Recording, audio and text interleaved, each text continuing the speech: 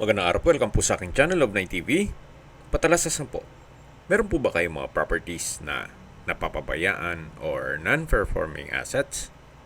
Plan nyo ibenta, pero wala kayong oras sa pagbenta nito. Kung ito'y pagkakatiwala nyo po sa amin, tawag lang po kayo sa aking numero, usap po tayo, gawan ko po ng video for free. Yes, libre po, wala po kayong babayaran. Tutulungan pa namin kayong mabenta ang inyong property. Kami na po bala sa marketing, sa boosting or paid ads. Even sa tripping, hindi na po kayo mapapagod sa pag-entertain ng mga buyers. Kami na po bala sa lahat. Tawag lang po kayo. Nandito po tayo ngayon sa Moonwalk, Las Piñas, kung saan meron po tayong bagong video presentation. Isang residential property na bungalow house. May lot area po ito na 180 square meters more or less. At ito po'y titulado. Buhay po ang may-ari, kaya wala po kayo maging problema sa documentation o sa transfer ng title. Ito pong bahay ay may floor area na 160 square meters, more or less. May 3 bedrooms, 2 toilet and bath, living area, dining area, formal kitchen, dirty kitchen, at meron pong receiving area. Napakalawak po nito. Mula po dun sa dulo hanggang dun sa kabilang side na may access po yan papunta naman sa may dirty kitchen. So napakalaki po ng espasyo dito sa harapan. Meron po itong mga steel windows at ito po yung main door. May aluminum screen door at solid wood door. So welcome po dito sa bahay ni Madam. Ito po yung living area. Kailangan po ng retouch ng pintura. Pero sa structure, wala namang crack. Ang bubong naman po ay maayos naman. Gawa ng itong ceiling ay maayos pa. Halata naman po pag may tulo na at babagsak na po ang ceiling. So dito naman po yung dining area at bar counter. So yung ceiling maayos. Then itong walls ay kailangang pinturahan. At dito naman po yung formal kitchen. May kitchen countertop, kitchen cabinet, at storage ng kitchen utensils. Meron din pong malaking kitchen sink and faucet. Ito po yung access door na may aluminum screen door. Papunta naman dito sa may dirty kitchen. At yan po yung tinutukoy ko na access naman ito papunta dun sa receiving area kung saan dyan na po tayo galing kanina. Yun po yung gate o main gate. Sa parking naman po walang problema gawa ng meron naman pong common car park na kakasya po ang dalawang sakyan sa harapan ng bahay. So dito po ay naka-tile flooring at ito po yung dirty kitchen. May kitchen countertop, double stainless sink with faucet at kitchen cabinet. At mula po dito sa dirty kitchen, meron pong common toilet and bath. Maayos naman po ang toilet fixtures at ito'y naka-tile bathroom wall. Okay, labas po tayo.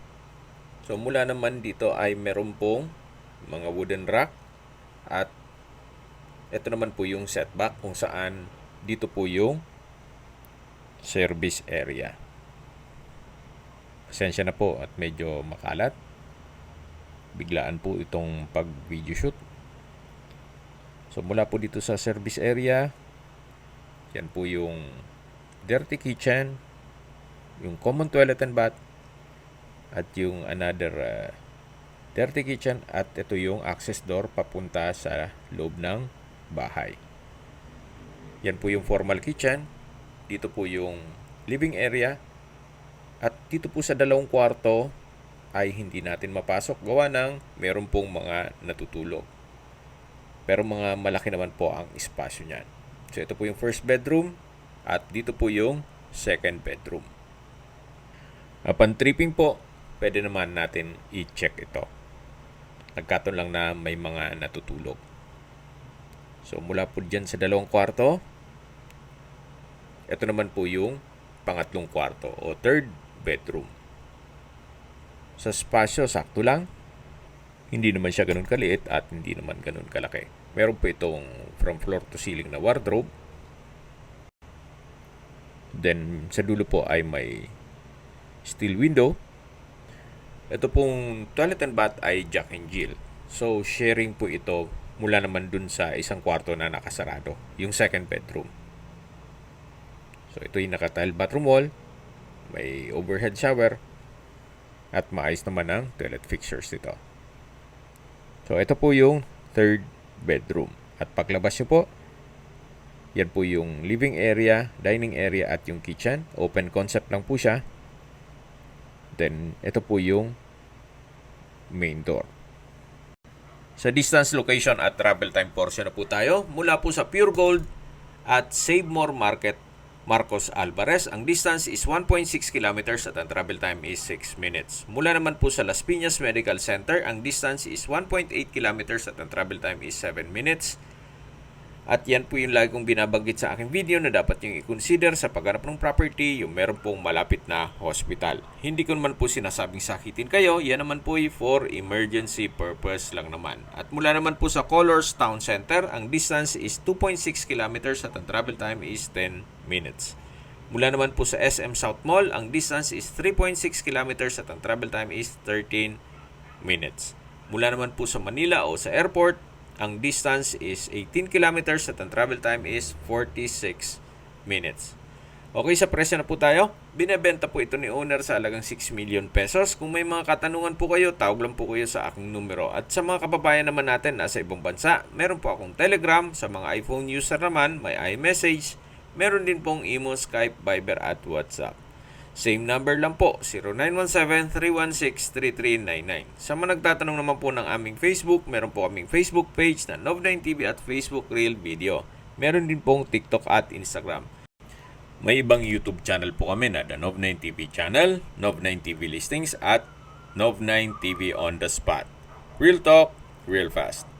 Sana po naibigyan nyo ang video presentation. Paki-like and subscribe na lang po sa aking channel para ma-update din po kayo sa aking future listings. Kung sakali po hanap nyo yung mas malaking sukat ng lupa, meron din po kami ibang listings na pwede nyong pagpilian. Huwag po kayong mag-atubiling tumawag sa amin, then let us know your budget para malaman namin kung anong property pwede naming alok sa inyo. Sa lahat mong viewer, subscriber at nagtiwala po sa amin, salamat po sa suporta.